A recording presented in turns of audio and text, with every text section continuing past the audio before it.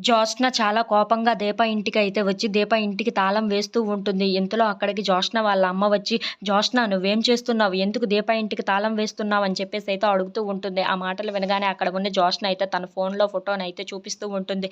"ఇది చూసావా అమ్మ, బావ వాళ్ళిద్దరిని రెస్టారెంట్‌కి తీసుకొని వెళ్ళి వాళ్ళకి తినమని చెప్తున్నాడు" అని చెప్పేసైతే అంటూ ఉంటుంది.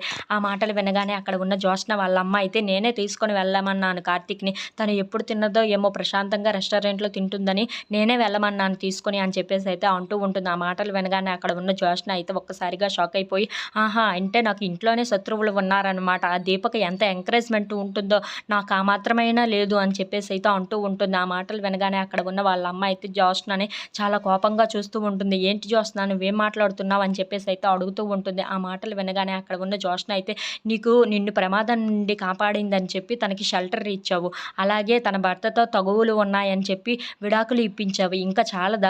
వాళ్ళని ట్రిప్పుకి పంపిస్తావా? అలాగే 2 రోజులు ట్రిప్పులకి తిరిగి గూడా రమ్మని చెప్పు. నన్ను పట్టించుకోవు కానీ మిగతా అన్ని విషయాలు నీకు కావాలి. ఆ దీపని నువ్వు కన్నావా? నన్ను కన్నావా? అని చెప్పేసైతే అడుగుతూ ఉంటుంది. ఆ మాటలు వినగానే అక్కడ ఉన్న వాళ్ళ అమ్మకి చాలా కోపం వచ్చేసి, జ్యోత్స్న అని చెప్పేసైతే తనను కొట్టబోతూ ఉంటుంది. ఇంతలో అక్కడికి దీప అయితే వస్తూ ఉంటుంది. అది చూసి జ్యోత్స్న వాళ్ళ అమ్మ అయితే ఒక్కసారిగా షాక్ అయిపోతూ ఉంటుంది. ఏంటి ఈ మాటలన్నీ దీప విన్నదా ఏమో, చాలా బాధపడుతుంది అని చెప్పేసైతే అనుకుంటూ ఉంటుంది.